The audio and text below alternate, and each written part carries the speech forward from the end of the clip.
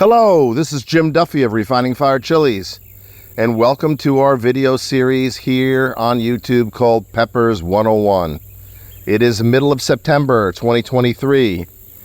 Please subscribe to the channel and hit the notification button because we will have over 120 informative educational videos on chilies this year in 2023. So you don't want to miss any of them. You'll learn something about new chilies, and you might learn more about some chilies you already know about. So with that being said, we hope these videos encourage you and inspire you to grow more chilies, cook with different chilies, and share chilies with others. We want you to spread the chili love, because long after I'm gone, I don't know how much longer I'm going to be on this earth, I want people to know about these chilies. That's the kind of legacy I want to leave. But the other legacy I want to kind of leave with you is with a little public service announcement, and that is get your children in the garden. Get them out in the fresh air to where they can experience the miracle of growing. And it is a miracle. Just think about a tiny little seed. Expose a child to that tiny little seed. Plant that seed with that child, or seeds of different things. It doesn't have to be chilies, it could be other stuff too. And let that child be amazed in wonderment at what grows from that seed. And then the vegetables or fruits that come from the plants that were grown from that seed. And then don't stop there. Bring them into the kitchen and let them help you make the food. Let them help you make the food so they can learn basic cooking and cooking skills. And maybe you get really good at cooking and they learn gourmet cooking skills before they're even out of elementary school. And then there's the final thing, and that's serving. When you make food, the best thing about making food is serving others with that food. Seeing the enjoyment on their faces, the nutrition they get from that food, especially if it's someone in need. So if you make a lot of food one day and you don't want to put leftovers in the refrigerator, go share it with somebody who's elderly or disabled, or someone you know that's on tough times. Maybe they just lost someone and they're grieving. There's so many people that can get some love for you from food. And when it comes straight from your garden in the meal, it makes it even that much better and that more special. And have your child partake in that. So with that being said, let's get to the chili that we have here. This is the peach Starrkist, not Starburst, Starrkist. And it comes from the lemon Starburst that was created by Kang Starr, who has a YouTube channel, Khang Starr, Starr. He has a YouTube channel, has a lot of great growing videos on those channels. He may not agree with me last year selling his lemon Starburst, but you know what, hey, if you want to protect something, trademark it, patent it, and then people have to obey the law and they can't do anything with it. You can't put something out there for the gardening community and then tell them they need your permission before doing anything. It's not cool. That'd be like me selling stuff to people and then telling them you can only grow it this way. I don't have that right.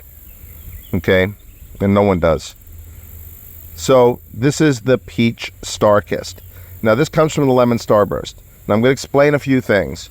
You will get peppers here that will be closer to the lemon Starburst look, which is more like a Scotch bonnet look, flying saucer look. So you will get peppers like that. You will also get some peppers that will be a little bit more bumpy in texture, which happens with the lemon Starburst as well. And every now and then, you'll get some with a little cool tail on it. So this is why I'm showing you this pile of peppers, so you can see all the different shapes. Now when you get earlier peppers, they're going to be more roundish, okay? More bulb shaped, even more than this. As the season goes on, you'll start to get ones that are a little bit more flying saucer shaped, like the original lemon Starburst. Here's one, for an example. And you'll see some tails appear. This is all based on growing conditions, because growing conditions will affect your pepper's shape, size, texture, degree of color, heat, even flavor to a degree.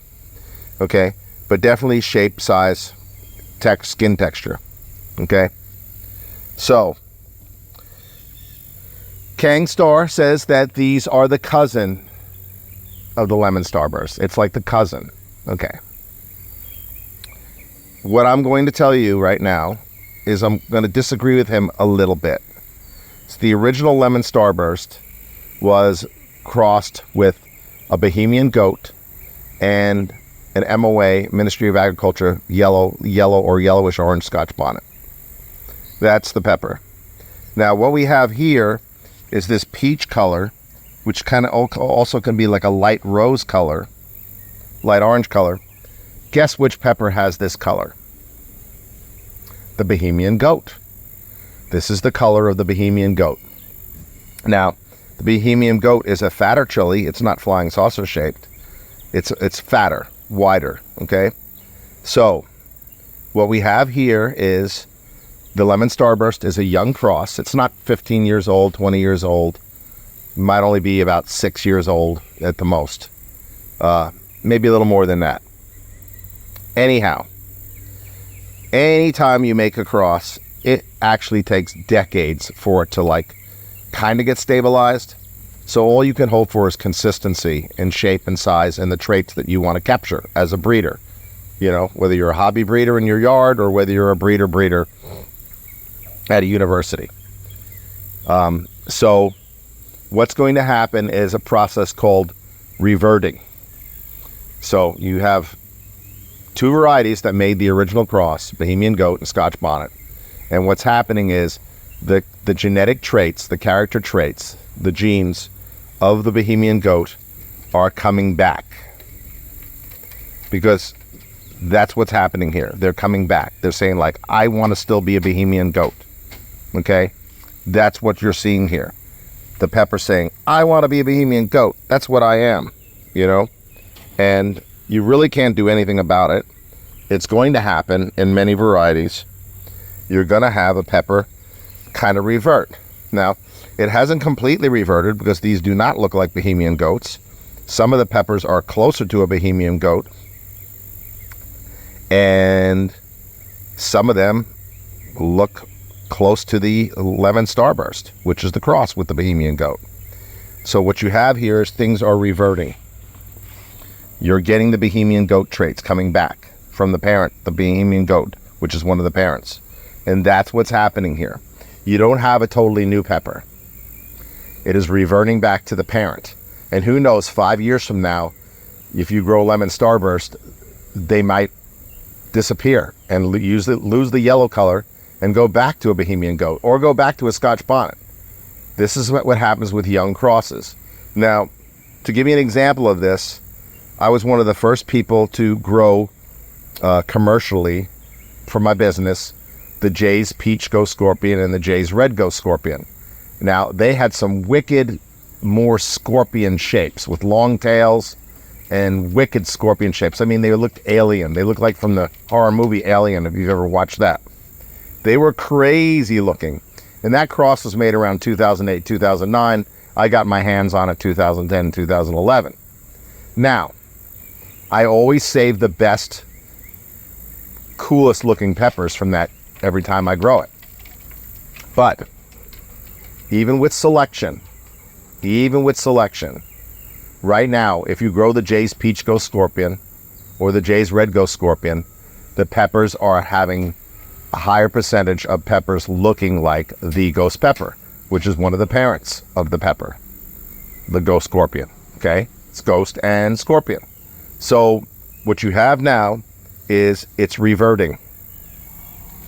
It's reverting back to being more of a ghost. Now, it's still a really great pepper, and it's been around now over a decade. And but you know what? Unless someone like really puts aside a couple hundred of plants with no other plants on their property, unless they're going to net isolate everything like this here, that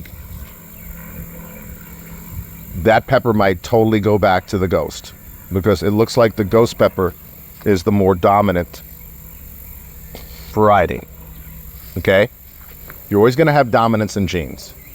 You have a family get married, and the dominant gene is blonde hair. And so like pretty much every now and then a brunette might show up generations later on, but most likely every kid's going to be born with blonde hair and blue eyes. It's just whatever's dominant, okay? Whatever's dominant is going to prevail, and that's the character traits you're going to see. So with the Jays Go Scorpion, they're going back to being more ghost pepper pods with occasional wicked looking pods with weird tails and scorpion look. But I can tell you, back in 2010, 2011, the majority of the peppers looked crazy shapes, crazy tails. A lot of people are fascinated by tails. Oh, look, that pepper's got a super long tail. When the tail really doesn't have any flavor, it just looks. Tail doesn't do anything for the pepper, just makes it look cool. That's it. Just visual coolness. And but they had crazier looking tails on them than any Primo, Primatali, or any pepper like that that's ever gotten tails. They were crazy if you ever grew them back then in the 2010, 2011, 2012, 2013, around that, the early years of the Jays Go Scorpion. But now they're looking more like Scorpion. So who knows? The Lemon Starburst, even though this is called the Peach Starrkist, and I really have admiration for Kang Star, which giving this a different name, a different pepper. Why? Because if it looked exactly like the Lemon Starburst, but was peach color, I mean exactly, well then you could say this is the Peach Starburst, because it's just a variant of the lemon. Just the only thing that's different is the color. So that would be correct to do. But if you get a variant and it's off and it doesn't look like the original, resembles the original a little bit in some traits, but doesn't totally look like the individual, give it a new name. Give it a new name, like he did. That's what I do. Like my Yellow Fever and my Death Spiral, they look totally different from what they came from. So they got new names, Death Spiral and Yellow Fever, okay? So now a little bit about the Peach Starrkist. The plants will get over 4 feet tall. They're super productive. They have fruity citrus flavor tones, like the Lemon Starburst. The heat level's really hot. It's going to be at the high level of habanero, low level spectrum of heat of super hots. And super hots, your reds and your browns are your hottest. I don't care what anybody says. I know people who have tested fields of them, universities. Your lower heat and super hots are going to be your peaches, your orange, your yellows, your whites, your mustards or greens. I call mustards greens because they're mostly green, even though it's an olive green. So these are kind of a peach orange.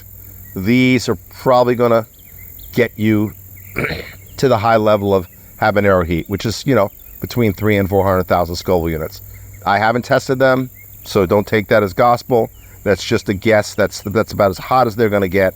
But since they have kind of a acidic burn, they are going to burn you up front fast. So you're going to feel like you have a hotter pepper than other peppers. The same thing like with the Fatali. It just burns you really bad right away. And that also happens with a lot of peach colored pods too. And a lot of these are more peach than orange. Some of them are more orange than peach. Again, the longer you leave them on the plant, the darker color they're going to probably get. The riper they're going to get. So this is the Peach Starrkist, like Starrkist tuna, not the Peach Starburst. And we will have seeds. If you're watching this video and it's not end of October, if it's end of October, they're up on the website because we've got plenty of peppers for this year. So if you're watching this video, just be aware that you're going to get different shapes throughout the growing season, and hopefully you'll get some cooler, bumpier ones like this. And you'll also get some ones with some tails like that, because it's always cool to have cool looking stuff appear in your grow, right? It's one of the reasons why we grow, because we like the cool shapes and colors, okay? It inspires us to grow. So you're going to get good productivity, and it's a good flavored pepper, and it's not going to blow your head off like a super hot. And don't be surprised if over years you growing it, it starts looking more like a Bohemian goat, because that's the genetics, the genetics, pushing it back to being a Bohemian goat. One other example, I grew the Borgnine Red and the Borgnine Chocolate years ago. I still grow it now. One year, people started getting the bubblegum bleed on it. That's when the color bleeds up the stem. And so they said, oh, I got a bleeding Borgnine. And I actually sold the bleeding Borgnine for a couple of years. And then I dropped it. You know why I dropped it? Because basically what happened with the bleeding Borgnine is it reverted back to the bubblegum. Because what is the parents of the Borgnine? The 7-pot bubblegum and the Nagla. So it went back to being a red 7-pot bubblegum. So nothing new happened, although people still sell it, call it the bleeding Borgnine. It is not a bleeding Borgnine. You have a 7-pot bubblegum. It reverted back to the parent. That's what happened. So I stopped carrying it. It wasn't a big seller anyway. Just thought I'd throw that in there. So this is Jim Duffy of Refining Fire Chiles. Please like and subscribe and share the video. And I hope you've learned something. Want to try to be upfront and honest to give you as much information on a pepper as I possibly can. And hopefully I've done that today. Lemon, well, not lemon. I said, oh, lemon, almost said lemon. Peach, Starrkist. Refining Fire Chiles. Take care.